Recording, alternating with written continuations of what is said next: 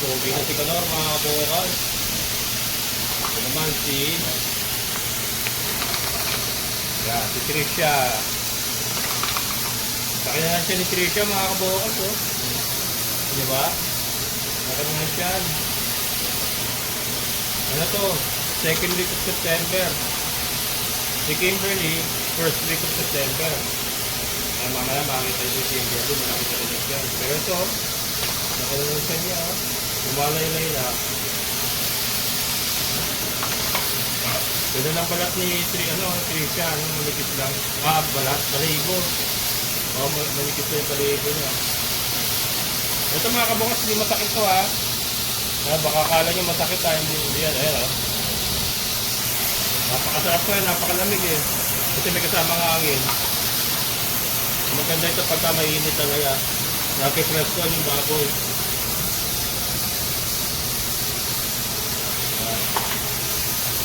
Tapos ito yung ayan. Yung masakit, mga kabukal. Yung masakit. Kasi, mga panlinis natin.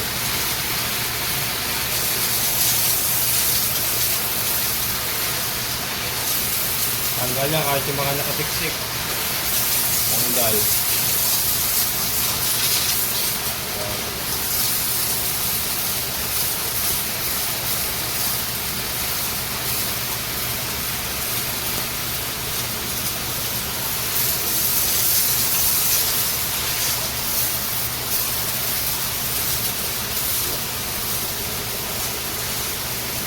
Hawa mga kabukas, no? Pagka may ganito.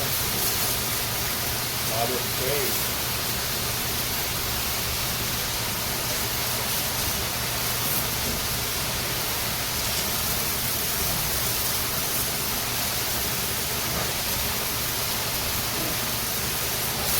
Dati naalala ko, binawalisan ko pa yan mga kabukas, mapasok pa ako sa loob. Manong-manong walis. Tapos hugas, tabo. Napakahirap. So, pinagdaanan natin lahat ng yan mga kabukal. So, ngayon meron ng konting improvement yung ating alagaan. Tsaga lang. Lagi ko sinasabi, tsaga lang.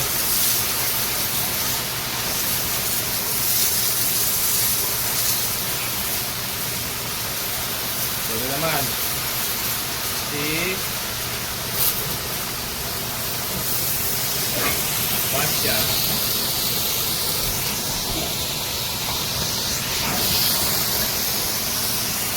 Ay, mga kabukal. Basya. Kapag na yung Basya, gumanda na ang katawan. Dati mukhang kalansay, di ba mga kabukal? Ayun, nilami na. Kaya buntis na yan, hindi na umulit eh. Buntis na yan. Siyempre, ito, sarap.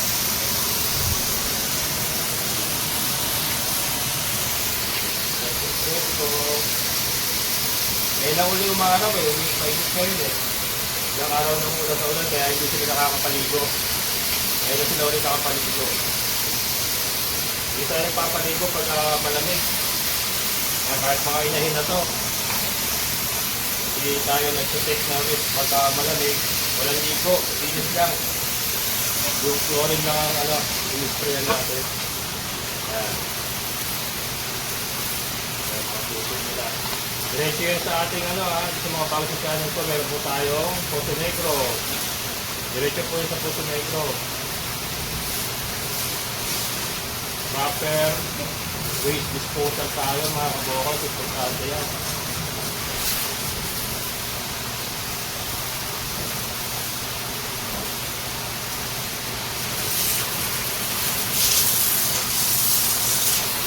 Nagalit mo pati yung mga nakasiksik sa semento.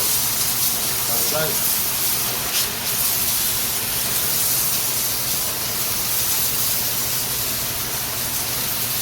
Iningatan natin tumawa sa kanya kasi masakit na ito eh. Hanggang itong matalas ko eh. Sakit siya. Init diba? Tanggal yung tanggal yung dumi.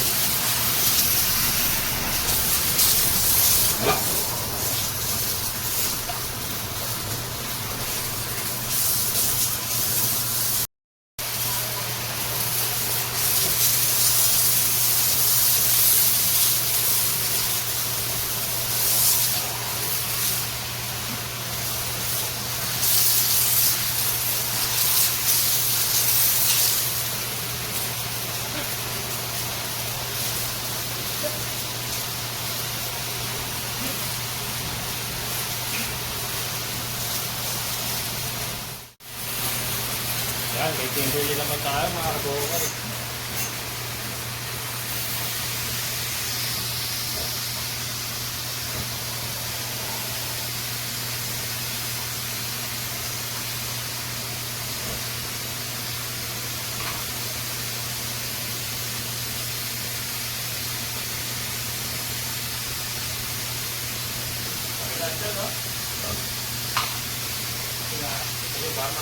Mamaya ano na lang, lalapitan na lang natin mamaya. Dito may lipat yung camera eh. Ito ba ako na mamaya para makakita. Laki na ito.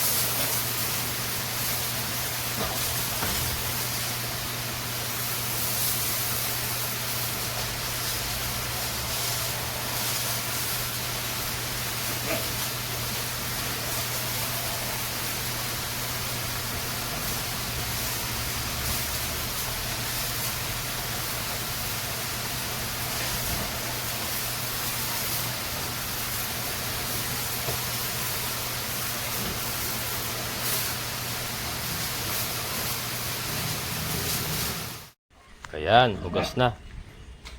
Magsisemento na tayo, pero ito muna sila.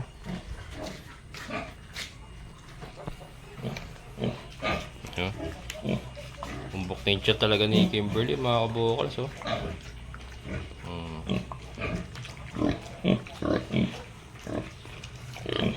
Then ito si Basha. Yan, sino nakakamiss kay Basha? Naka-recover na, di ba? And buntis na yan. Yan. Buntis na yung Basha ko na yan. Yan po. Basha. And ito si Trisha. Oh. Yan siya niyo.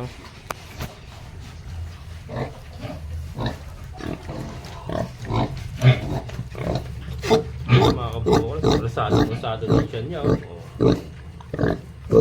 Rasado na. Para mas malaki yung tiyan mo kay ano kay Kimberly Kimberly kasi parang mataba eh. Ayan. Ilang kaya ibibigay sa atin? Last time po na nanganak ito, 12 ang binigay sa atin. Ngayon sana marami-rami pa rin.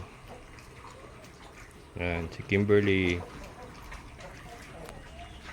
Siyempre yung bida, si Kanor. Si Kanor, mga kabukals. Kanor! Brother!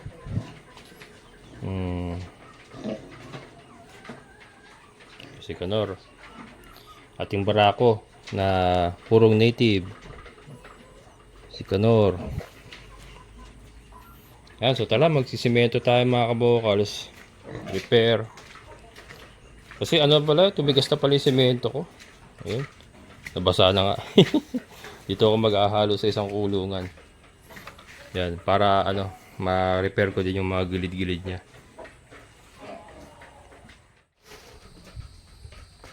Tignan ko muna kung pwede pa yung semento mga kabukal.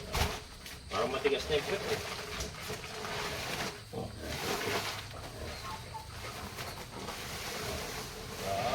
Pwede pa. Pwede pa mga kabukal. Kailangan ano, durug-durugin. Namuna yung prep.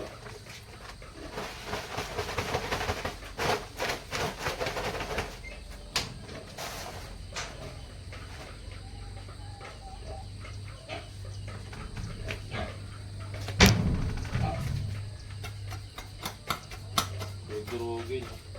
Namuon na. Pwede dissolve ko yan sa tubig to. Parang kapil. Parang kaping namuo eh.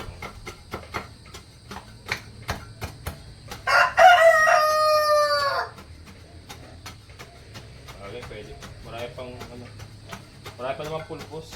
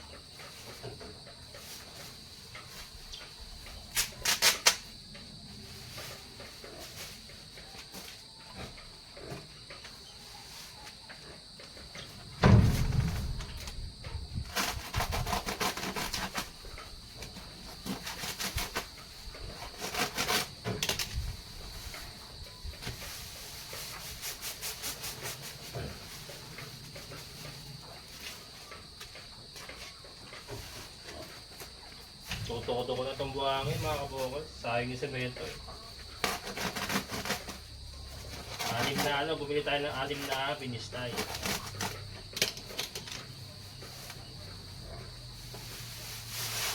Wala kasing tingi na ano, yung ordinaryong buhangin na hindi binistay.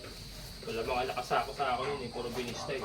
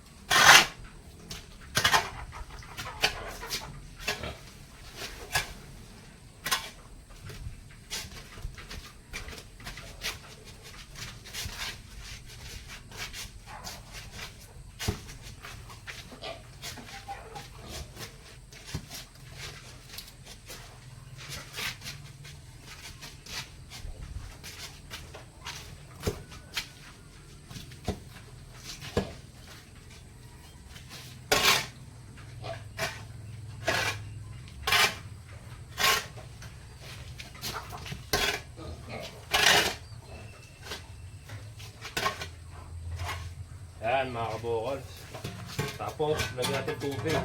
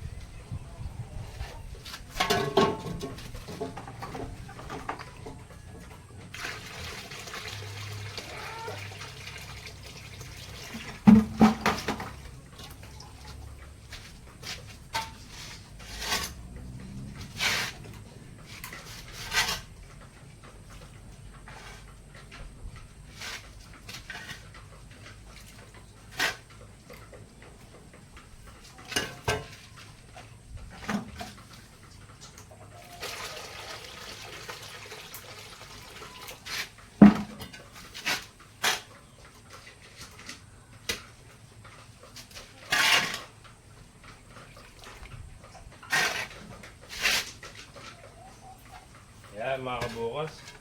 Alam mo na natin maluto. At ako'y kakain muna. Kaya magla-lunch muna tayo. Lulutuin lang muna natin yan. Hayaan lang muna siya ma-absorb habang kumakain ako.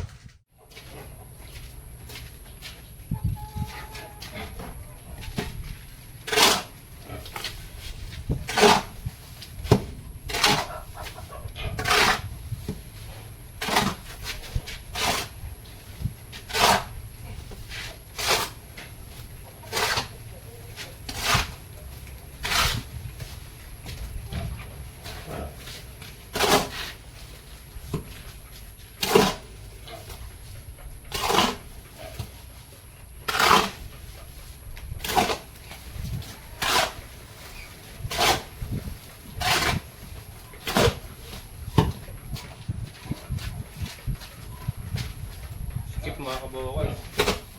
Sarap kumilit. Yan. Halo na natin. Sumobra sa tubig.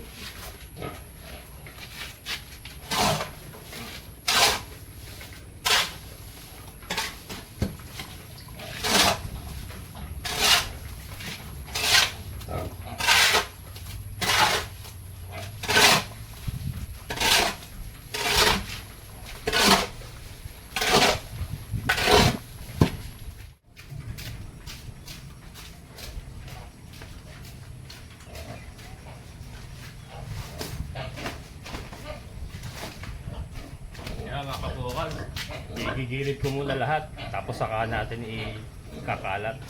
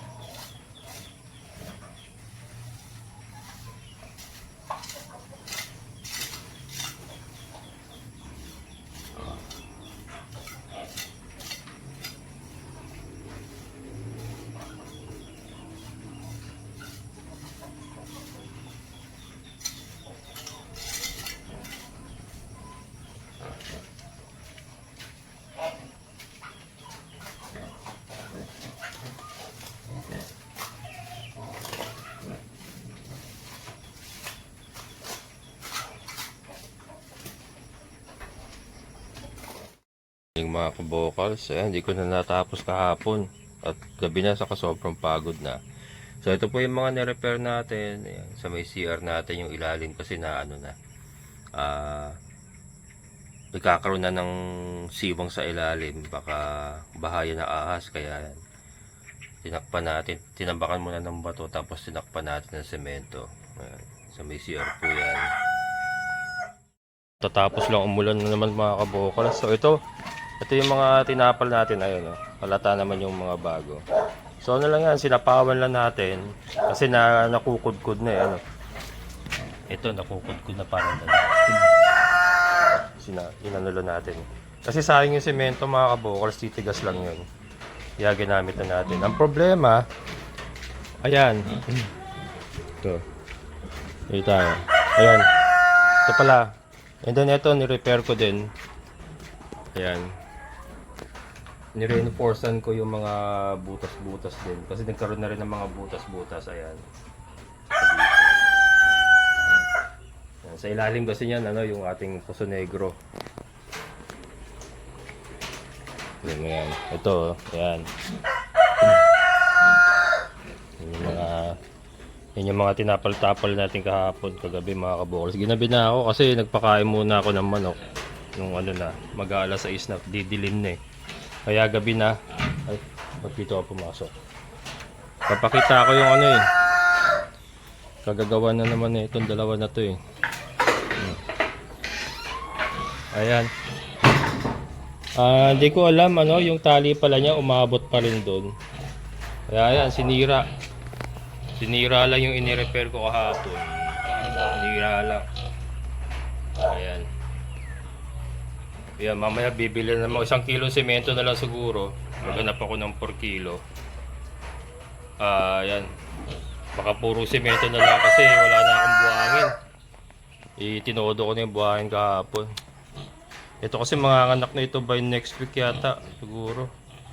Kasi first week siya ng September eh. Yung problema kasi ito, lumalaki na naman ng lumalaki. Kaya kailangan ma-reinforce ko. Hindi ko alam bakit naabot pa niya. Nakatali na siya eh. Yung sinukat ko na kahapon yan eh. Nung sinukat ko, hindi naman siya umaabot. Nagulat ako ngayong umaga. Naabot niya. Ayun, naman. Tinungkab na naman. So yan. Yung ating mga manok na breeders. Yan. Kumaganda yung ating mga... Ayan yung mga anak na po yan ng ating mga decal brown na breed nung una. Ayan, magpapakain na muna tayo mga kabokals. Maulan pa rin. Ewan ko lang mamaya tanghali kung sisikat ang araw. So, decal brown na itsura.